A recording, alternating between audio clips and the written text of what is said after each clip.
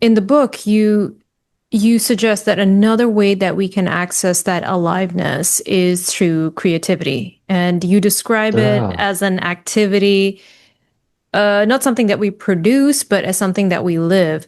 So, Mark, building on that, I'd love to hear your thoughts on how we can reconnect with creativity, especially, if we're jaded, if we're disconnected, or if we're just stuck in routine, comparison, Yeah. and things like that.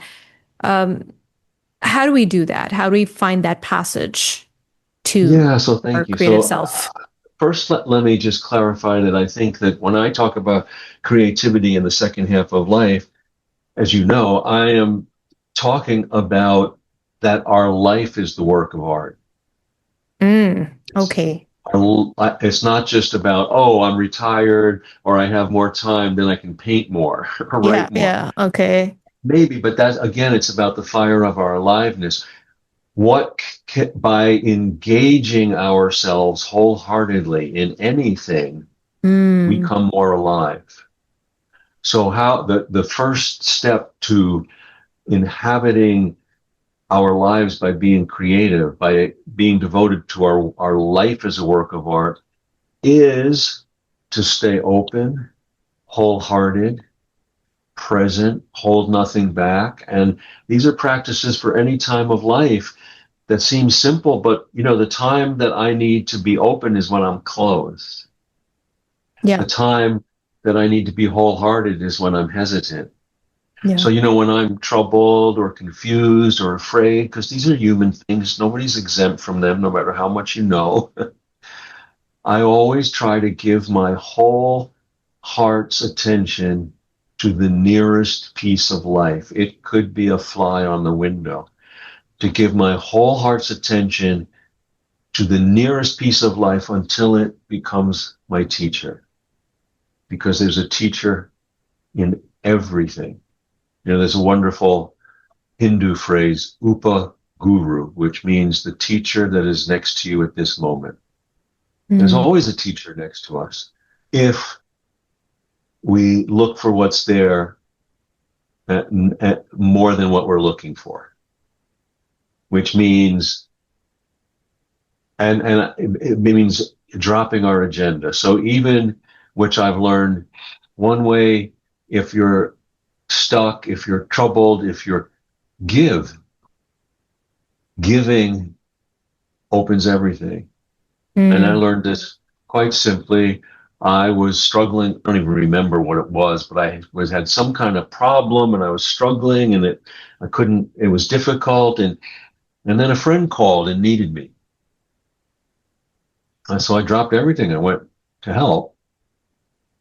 And when I came back to my problem, I realized I could see and think more clearly. More possibilities were seeable. Not because thinking can only take us so far. Because I had dropped everything and gave, it opened me up more. yeah. Do you think your consciousness was expanded? Yes, Yeah. yes, absolutely. So, this ties in again that our we're being asked at every step, and this is kind of a law of spiritual physics. Newton's third law of Mhm. gravity, of motion is every action has an equal and opposite reaction. Well, Right. I think a corollary to that, and this is my dear, dear oldest friend, Robert Mason, he's a poet. He had this insight that life presents itself in direct proportion to how much we lean in.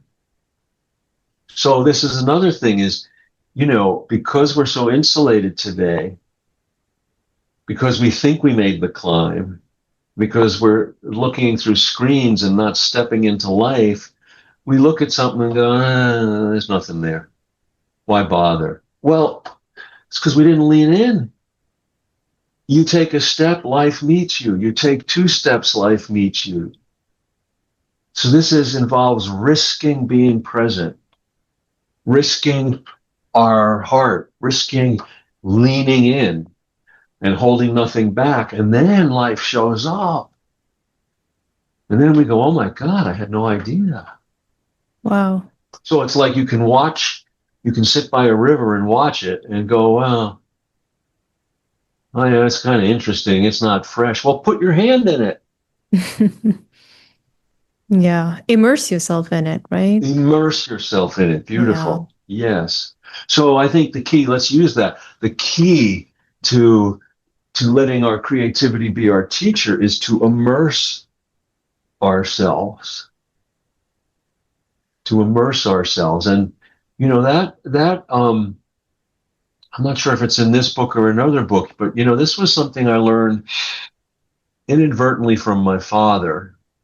I said he was a master woodworker and he loved the sea, and he had built a 30-foot ketch that I spent a lot of my youth on. Mhm. But when he was your age, he was one of the things that he got into creating were what were called half models. He would get blueprints for sailing ships from the 1800s, and then he would make models that were like 3 feet, 4 feet to Yeah. scale in detail, but they were called half models because they were flat on one side so you could mount them on a wall when they were Mm. done. But I remember being a kid, 11, 10, 11, Mhm.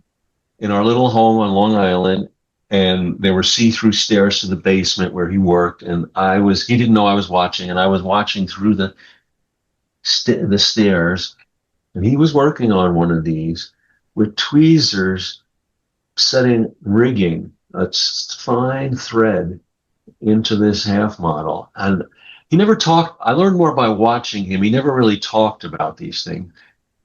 And I realized years later, he was teaching me about the secret life of detail. Mm. I'd never seen anyone so immersed. Yeah. And so this brought to me years later the difference between immersion and excellence. Mm. The reward for immersion is the experience of oneness, is the experience of aliveness. Our life becomes the work of art. And if you're wholeheartedly immersed, you'll do good work. The Yeah. way that a flame will give off heat, it doesn't work to give off heat. It That's what it doesn't. does. It's just that, yeah. So it's about immersion, not excellent. I can try to be excellent, but if I'm not immersed, it might be good details, but there'll be no magic there. Yeah. It seems like you were in this crucible during your younger years where you had that space to observe, to contemplate. I'm sure it was quieter out there. Um, and I think that probably helped you be attuned to the details. And I think the younger generation do not have that anymore because of all the noise caused by technology, social media.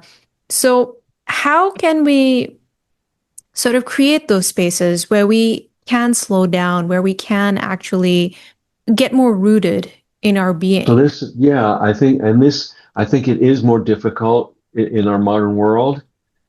And this is the lifelong practices of the meditation traditions, all kinds of traditions speak about the courage to be still so that space opens up.